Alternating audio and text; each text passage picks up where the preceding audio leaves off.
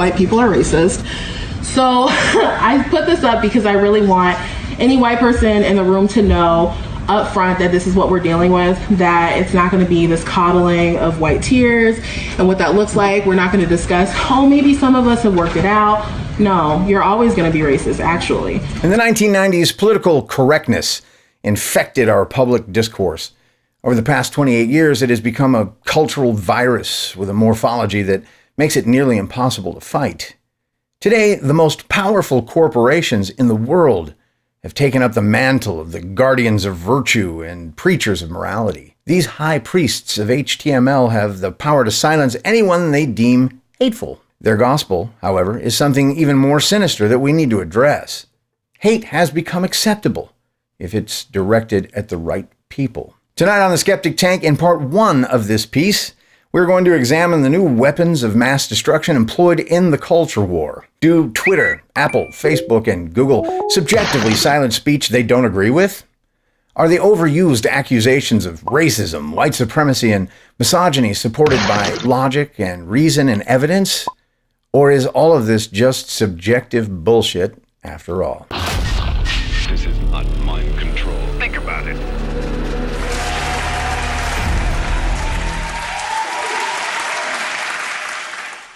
There was a time that hate specifically directed at our immutable characteristics, skin color, ethnicity, gender, sexual orientation, was unacceptable. What has changed? The American Civil Liberties Union once stood for the rights of all Americans. Their lawyers defended the vilest among us, protecting the free speech rights of neo-Nazis and other hate groups. It was understood that whether we agree with what they have to say or not, silencing them would be far more dangerous than allowing them to speak. After suing on behalf of a man that organized a white supremacist rally in Charlottesville in 2017, more than 200 ACLU staffers wrote a letter to the board saying, "Our broader mission, which includes advancing the racial justice guarantees in the Constitution and elsewhere, not just the First Amendment, continues to be undermined by our rigid stance." A former member of the ACLU's board, Michael Myers, said, "This letter has to be seen for what it is, a repudiation of free speech principles." No one is saying that racism, bigotry, and hatred doesn't exist, and no one with any credibility says that this is post-racial America. That's just plain stupid. The problem I'm seeing is that the tactics that are being used to combat it are making the problem worse. Social psychologist Jonathan Haidt argues that there are two kinds of identity politics. One is good, and the other is very bad. You can do it the way most of the civil rights leaders did it, Martin Luther King in particular, where you draw a larger circle around the group, you emphasize what we have in common, and then you say some of our brothers and sisters are being denied equal access, equal opportunity, or equal dignity. That works. That has worked historically in much tougher times and zones. The method that is rising on college campuses, online, and in so many institutions across the country is my concern. This is where, rather than the emphasis on commonality, there is an emphasis on a common enemy. If you try to unite people, let's all unite against them. They're the bad people. They're the cause of the problems. Let's all stick together. That's a really dangerous thing to do in a multi-ethnic society. This is a general principle of social psychology. It creates groups of victims and groups of oppressors. People under duress have a psychological need to pick a villain that they can blame for their struggle. Historically, these efforts end in human tragedy. They're a bunch of victim groups, basically, right? They're blacks and Hispanics and gays and Jews and Asians. They're all victim groups. And we get all those people together to attack the system because the system is keeping them down. And and there's a hierarchy among these victim groups. And if you are a straight white male, you're at the very, very bottom of the hierarchy in terms of viewpoints that should be acknowledged. America, it is argued, is a country wherein the power structure is purpose-built by one group with the specific goal to benefit by the oppression of groups of victims. This structure is a hierarchy that covers a range from the least victimized to the most victimized. There are intersecting combinations of different characteristics that qualify them for the victimhood. The more intersectionality, the more victimized the victim. The oppressors in this mechanism are those considered to be the least victimized, and specifically white men. because you're the creators of this vast white supremacist system that keeps down everybody else. So if you're a black woman, you're near the top, right? If you're LGBT, you're at the top. If you're a white guy and you challenge the viewpoint of a black woman, your viewpoint is an attack on her identity. Another popular argument is that all white people are the beneficiaries of a system created specifically for their benefit. This mechanism makes them de facto participants in the systemic racism and oppression, even if individuals had no hand in the creation or the operation of this machinery. This is convenient because it doesn't require any critical examination of the claim.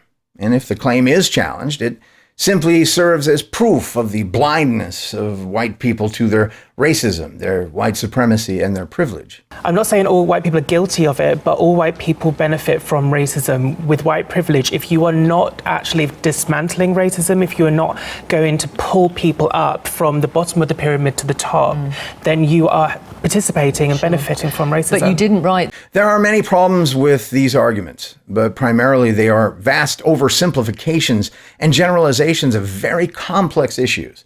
The conclusions drawn by these narratives are not the product of a rigorous scientific process, examination, or debate. They are the result of a more postmodern philosophy of subjectivism and relativism. He generates its own internal narrative, including rules for what constitutes evidence, that support and buttress the structure of that hierarchy.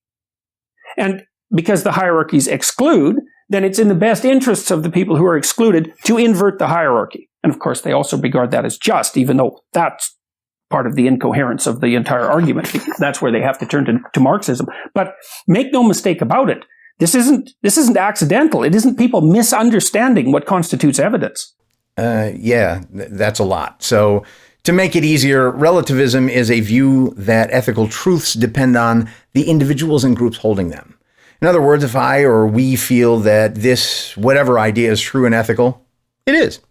Subjectivism is a doctrine that says individual feeling or apprehension defines what is good and right. So if I feel that it is true that Disney movies, Dr. Seuss credit scores, milk, science, mathematics, Lucky Charms, cereal, and punctuality are clearly racist, then they are, because I said so. On December 3rd of this year, Apple CEO Tim Cook accepted the Anti-Defamation League's Courage Against Hate Award.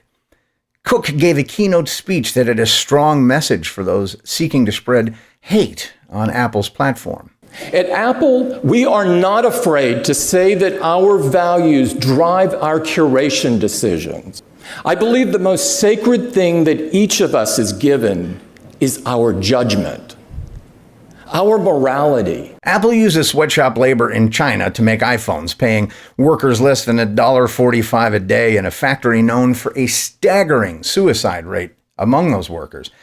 I would say that Apple's values and morality seem to be entirely subjective. Maybe this is why we still find anti-Semitism, misogyny, and anti-gay speech in the Apple Store.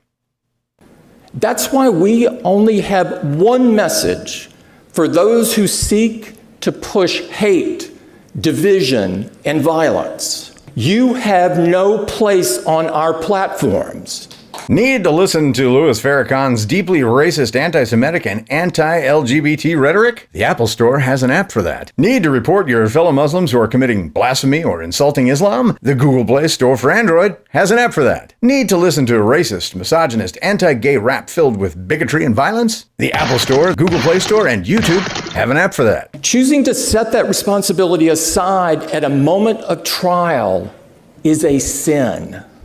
It's a sin. Well, I'm old enough to remember the crusades of the religious right in the 70s and 80s to silence the free speech of Hustler magazine publisher Larry Flynt. Anyone remember Vice President Al Gore's wife Tipper looking to censor music that she didn't like because of offensive lyrics? My, how times have changed. So has the left taken up what is the modern equivalent of burning Iron Maiden records and Judy Blume books? The left has now decided that they are the moral authority and that the holiness of the feelings of a group is the only requirement necessary to shut you up. However, racism, hate, and bigotry on social media doesn't seem to be a problem if it's aimed at the right people. Next week on the Skeptic Tank, Part 2. Outside a bar in Calgary, Canada, an Indigenous woman yelled, "I hate white people," and then punched a white woman in the face.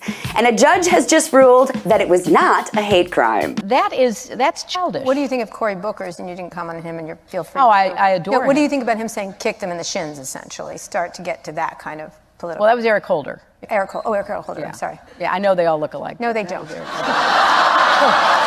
Hate speech does Ladies. incite violence. Hate speech does incite violence.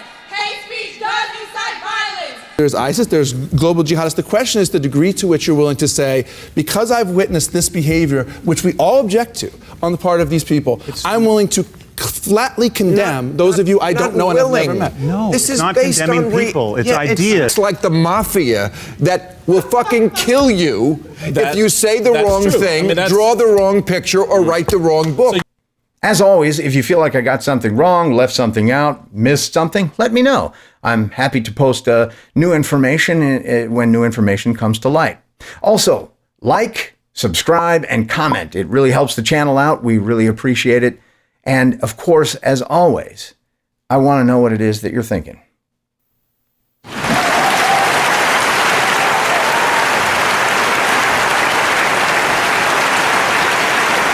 Asshole! You're an asshole! And you know it!